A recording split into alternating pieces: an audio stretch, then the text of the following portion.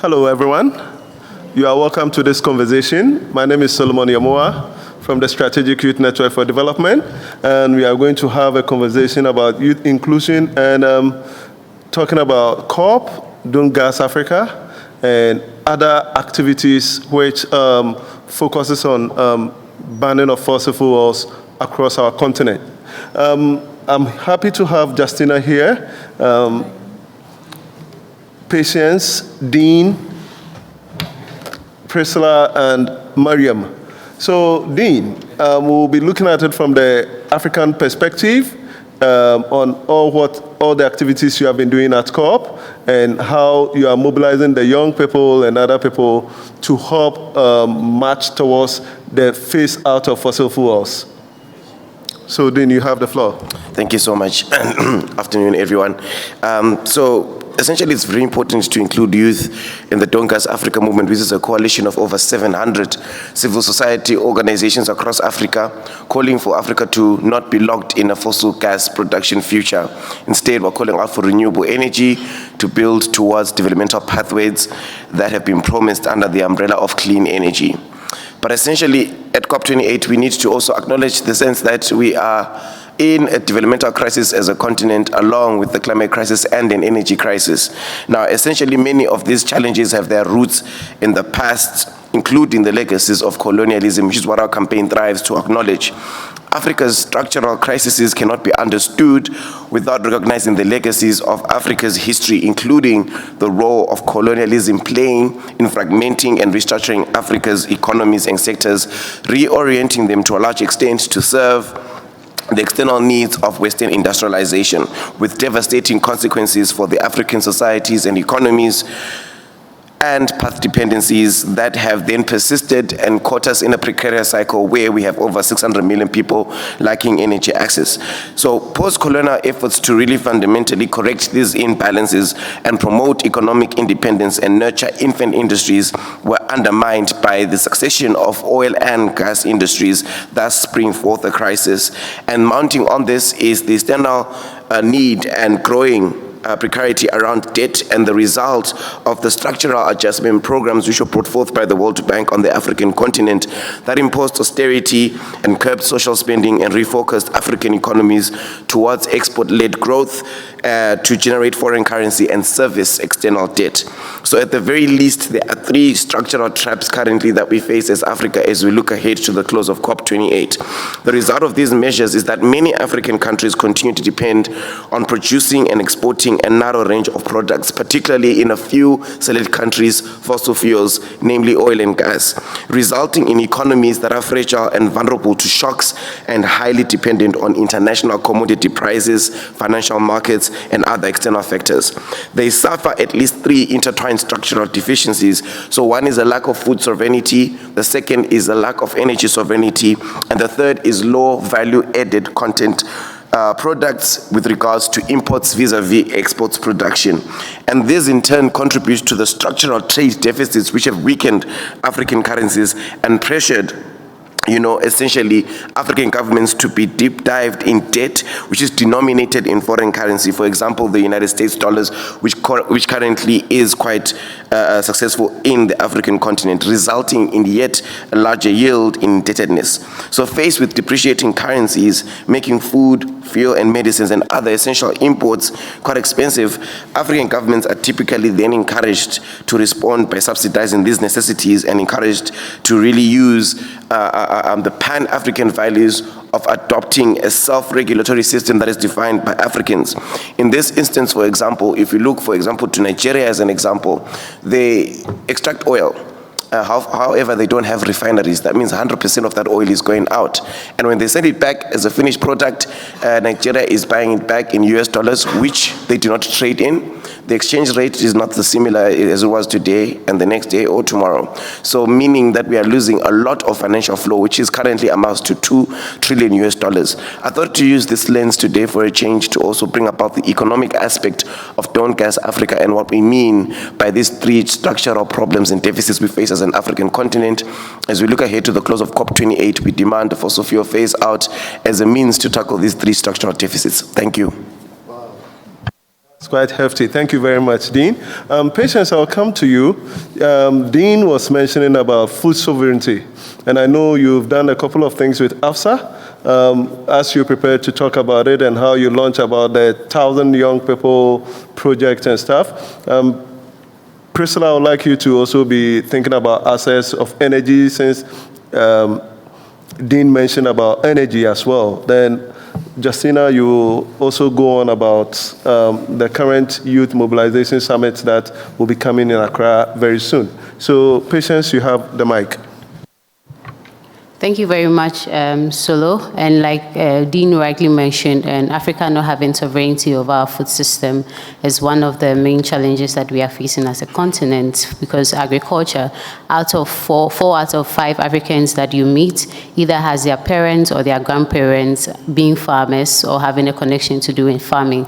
But we also know that the agriculture sector is one of the major sectors that are heavily impacted by the impacts of the climate crisis, mainly because a lot of farmers depend on rainfall for the agriculture that we do on the continent. And so, as a result of the Green Revolution, the Global North sold the narrative to our farmers that for us to be able to adapt to the impacts of the climate crisis, we have to depend a lot on farming inputs like chemical fertilizers for our crops to become resilient. But many years after the community engagements that we've done, going to communities, engaging farmers, we've realized that this narrative is actually part of the problem, because currently the agriculture sector, the emission from the agriculture sector contributes almost 30% to global greenhouse gas emissions. So this is evidence that the narrative that our farmers need to depend a lot on chemical inputs is not helping. And like Dean also mentioned, for us to be able to come out of this trap, we need our farmers to have sovereignty. We need our farmers to have control over the seeds and the kind of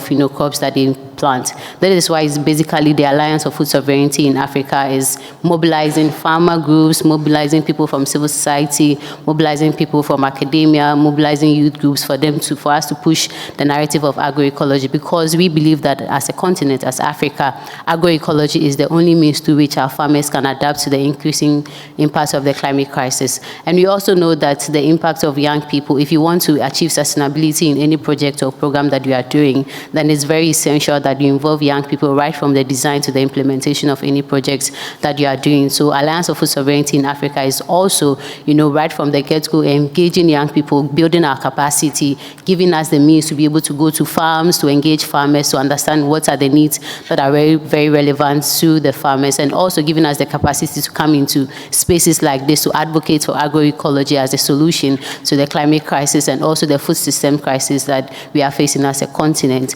However, we realize also that the majority of young people during our engagement also have bought into the narrative that we need to depend a lot on chemical inputs, which from our research and a lot of reports about food insecurity in Africa is showing that that is actually part of the problem. So that is why in next year we are organizing the 1,000 Africa Youth Summit on Food Systems and Agroecology to basically showcase the innovations around agroecology that has been developed, led by young people to the rest of the world, because we believe that due to this narrative, there's a lot of, when it comes to Africa, there's a lot of subsidies on chemical inputs like synthetic fertilizers that is making it very accessible, that is making it cheap for farmers to get those kind of fertilizers over organic fertilizers, because we believe is the narrative that has been pushed that we have to depend on that to be able to adapt. So through this conference, we intend to bring young people to showcase the innovative solutions around agroecology. Some people are agri-entrepreneurs, some people are also showcasing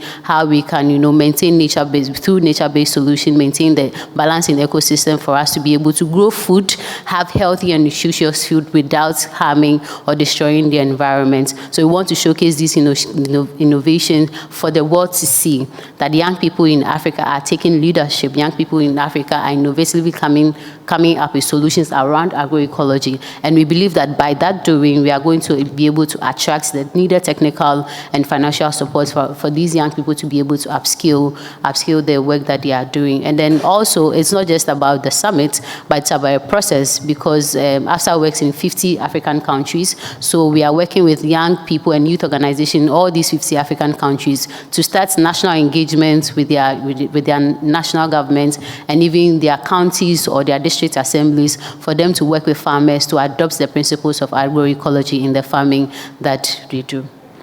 Thank you very much, Pat. I'll jump on to Priscilla, and you to tell us access and all those things about energy. Thank you, Solomon. When it comes to access to energy, now the young people are, rising up and coming up with innovative products and solutions when it comes to energy access. About 3 years ago, my organization, the Strategic Youth Network for Development, organized a workshop on youth in renewable energy. At this workshop, we brought together young people who have businesses and initiatives, under renewable energy. We saw some young people producing briquettes, some people selling clean cook stoves. We had this nice cooking bags from women, and we displayed them at the event, and then we built their capacity in relation to how they can, upskill their businesses. But then we realized that these young people, as they are startups, were unable to, go in for bigger funding to upskill their businesses. And so what we did was to come up with our Young Green Entrepreneurs program. And with this program, what we did was not to only focus on just the renewable energy guys, but then to kind of open it up where we have young people doing recycling, we have young people doing waste management, biogas, and all that. And these initiatives all fall under energy access, and these are also managed by young people. But what we are doing with this particular program is to, promote their business, build their capacity, give them the needed training that they need to upskill their businesses, because as startups, if they don't have the requisite skills to, manage their business, they are unable to upskill. And if you look at the energy access sector in Ghana, clean cooking is one of the areas that we are really lacking behind, with over about 30% of our rural communities still using the traditional cooking methods. That's the use of firewood and then charcoal in cooking, and this is causing deforestation and also causing indoor air pollution, which affects the women and the children they carry at their backs when they are doing this cooking. So what we do is to go into these communities, we advocate and campaign, we distribute free clean cooking bags to these women. We educate them on the importance of using clean cooking solutions to help them, and also to be able to, have a gradual transition from the way they use their traditional cooking solution. When it comes to energy efficiency, which is another important aspect of energy access, we go into communities, we get some simplified educational materials from Energy Commission, which has the approved energy standards on various appliances in Ghana, and we engage these communities on the need to use energy efficient appliances and how it can, help them to reduce costs in the purchasing that they do. So these are some of the things that we do under energy access. Thank you. Thank you very much. The other panel took some of our time, but we are still within time. Safa, will you tell us something brief about what you do before I take that snina? Then I'll conclude with Dean. So help me out here. All right. Thank you very much, Solomon. I lead on Children for Climate Action project at SYND, and one reason why it's the foundation for doing what we do as engaging children is because when you look at the Paris Agreement, it talks about net zero by 2050, and if you would want to achieve net zero by 2050, most of the people who are old persons now would probably have been dead and gone, and young people now would have been in their 50s, 60s, and children would probably be in their 30s. So if you are looking for sustainability, then it means that it is important to reach down in grassroots communities, in schools, and engage children on climate action, environmental sustainability, and everything that encompasses it, so that they wouldn't repeat the same mistakes as the older folks did. So what we do at Children for Climate Action is that we go down to the schools, we go down to grassroots communities, we engage the children on climate change, environmental sustainability, renewable energy, forestry, biodiversity, how they can sustainably clean up their environment and then make sure that the environment is not harmed with their own activities. And so far, we've been able to train about 1,500 children across Ghana. We have been able to touch on climate action. We've been able to touch on renewable energy, forestry, and the myriad of environmental sustainability concepts. We have also engaged children in educational workshops where it's not only about teaching them or training them on climate action and then all that encompasses in environmental sustainability, but to also make sure that their hands are trained, their heart is also trained, and their heads are also trained, the 3 H's of education. So we've had plastic recovery challenges across board so that they'll be able to repurpose the plastic waste that we find in our environment. And it's been totally amazing seeing these children come out with really brilliant ideas to repurposing plastic waste into useful things they can utilize in their schools, in their homes, and in their communities. And we look forward to upskill it going forward when we return and even in 2024. Because we've also seen that children live in homes, they attend schools, they live in communities. We've seen the essentiality of also engaging parents and teachers and even young people in this process. And so for us at SYND, we have the Parents of Future platform Ghana, where we engage parents to ensure that they are also becoming more aware of climate change, so that when their children are talking about this concept, they can equally support them and ensure that their ideas for sustainability becomes manifested. Young people also are being engaged at this point, and then ensuring that they will also become ambassadors to also teach children about climate action and environmental sustainability. So for us at SYND, all these three, we call it the intergenerational approach towards the fight against climate change. And that's what we've been doing so far, yes. Thank you very much.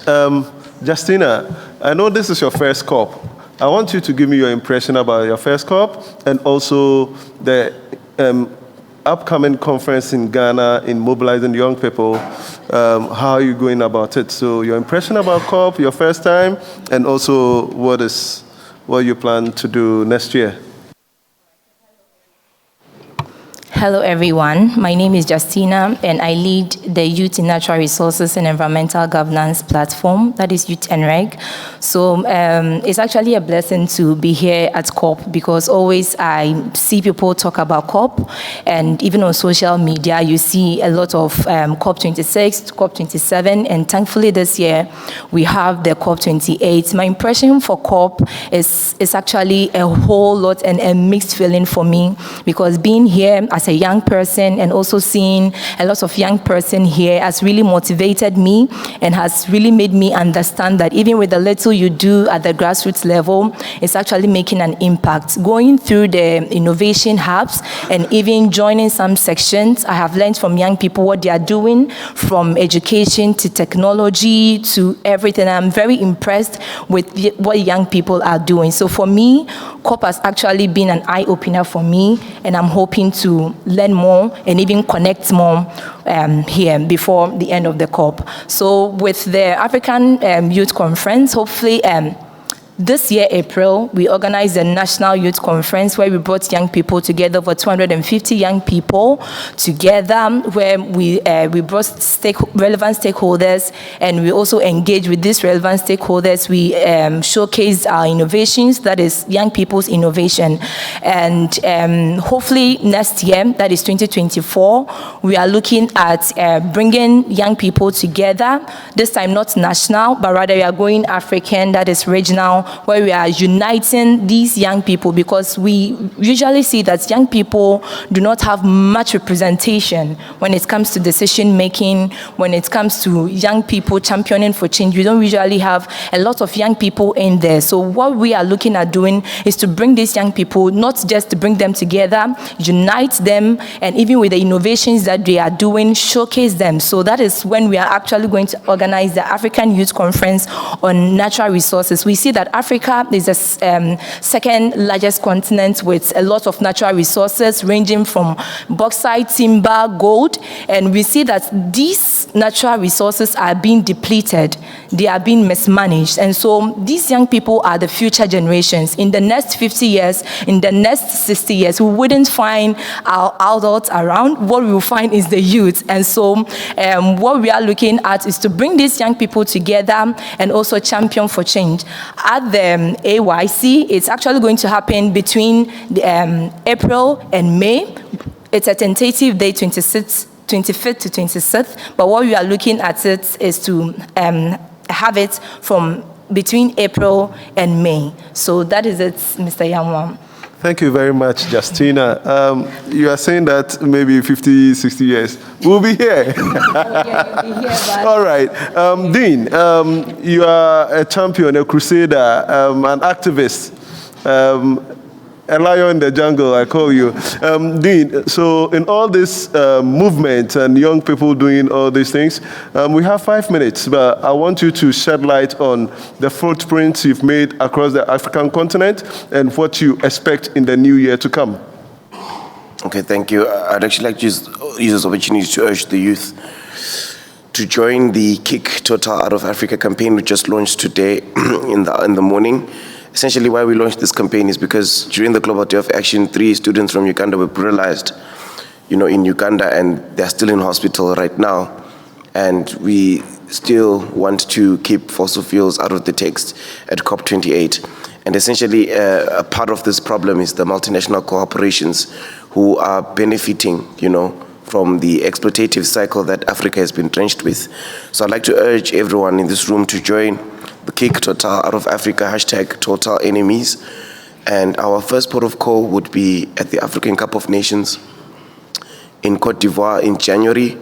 The reason why we chose this is we refuse to allow the fossil fuel industry to greenwash a beautiful sport that is known as soccer. And we're going to come together and unify and push back for a united African front.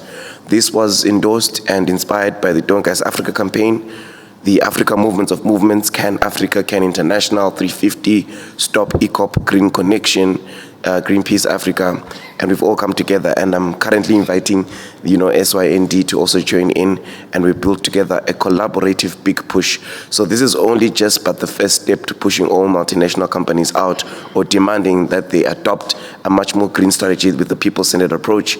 It's a wake-up call, essentially, for other companies equally, such as BP and Shell. But Total is the first start. We've amassed over 100,000 signatures currently under the Don't Gas Africa campaign, calling for gas to not be adopted as a transition fuel, which was also then acknowledged by the Africa Group of Negotiators last year. And we intend to do the same with Total, and we intend to bring Africa along with us and the youth. Thank you. Thank you very much, Dean. Yes. As you know, SYND as a regional body in West Africa, and African Cup of Nations happening in Cote d'Ivoire, who are next door neighbors. You can count on our support to mobilize the young people in the sub-region to be there. So this press meeting is mobilized by the Strategic Youth Network for Development, a youth NGO based in Ghana, West Africa. Just like how Justina said, we convened a platform known as the Youth in Natural Resources and Environmental Governance, which has over 150 NGOs across. We are looking to work in the various sub-regions, especially West Africa. We now have membership in Cote d'Ivoire, the Gambia, Togo and other countries. And we are looking to strengthen with our partners, PowerShift, Can Africa, 350, and we want to make sure that in the next coming days, just like how I said, kicking Total out, kicking fossil fuel heart of the continent and making our continent green. And it is with the help of young people that we can take to achieve that. We'd like to take this opportunity to thank you, our audience, for listening to us and joining us in this fight. Thank you so much. And it is me. My name is Solomon. I had Justina with me, Patience with me, Dean with me, Priscilla, and Safo Dankwa with me. Thank you so much, and we'll see you again next year.